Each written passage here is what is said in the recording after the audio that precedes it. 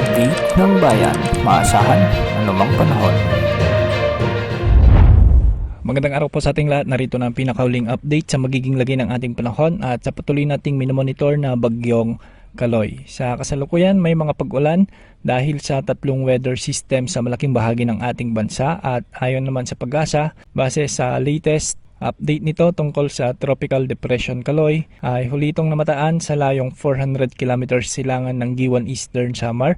Taglay nito ngayon ang lakas ng hangin na umaabot sa 45 km per hour malapit sa gitna at pagbugsong umaabot sa 55 km per hour. Kumikilos ito ngayon ng pahilaga sa bilis na 10 km per hour at sa mga susunod na oras posibleng humina pa ito bilang low pressure area dahil sa hindi favorable o paborableng kondisyon ng kapaligiran ng bagyo. Para naman sa lagi ng panahon sa ating bansa, patuloy naman na nakakaapekto ang trough o ito yung buntot ng bagyong Kaloy sa ilang bahagi ng Eastern Visayas at Northeastern Mindanao habang umiiral din ang easterlies o ang mainit na hangin mula sa Karagatang Pasipiko na siyang nakakaapekto naman sa malaking bahagi ng Luzon at Visayas. At ngayong araw nga asahan ang maulap na kalangitan na may mga kalat-kalat na pagulan at pagkulog-pagkidlat sa Eastern Samar, Dinagat Islands at Surigao del Norte. Dulot ito ng trough ng bagyong Kaloy. Posible ang biglang pagbaha at pagguho ng lupa lalo na sa mga mabababang lugar at bulubundukin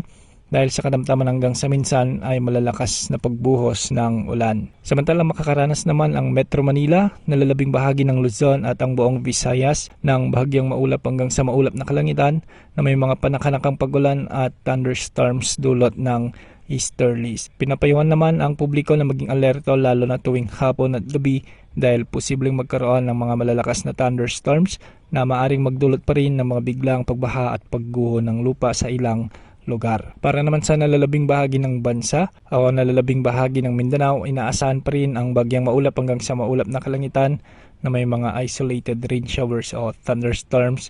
Dulot naman ito ng mga localized thunderstorms. Posible rin ang pagbaha o pagguho ng lupa lalo na kung may mga umiiral na severe thunderstorms. Samantala pinapayon naman natin ang mga mangingisda at may maliliit na sasakyang pandagat na mag-ingat sa paglalayag lalo na sa mga karagatang sakop ng Visayas at Mindanao dahil sa inaasang pag-alon at pagbugsong-bugsong hangin dulot ng bagyong Kaloy. Sa mga susunod na araw ay magpapatuloy pa rin ang mainit o malinsangang panahon dahil sa epekto ng easterlies. Bagamat kakaroon na ng mga panakanakang pagulan lalo na sa hapon at gabi ay unti-unti nang maiibsan ang mainit na hapon o gabi sa malaking bahagi ng bansa. Nasa transition period na tayo patungo sa tag-ulan at sa mga unang linggo o sa ikalawang linggo ng Hunyo ay posibleng magkaroon na ng southwesterly wind flow o ito yung paunang senyales ng pagkakaroon ng habagat season sa ating bansa.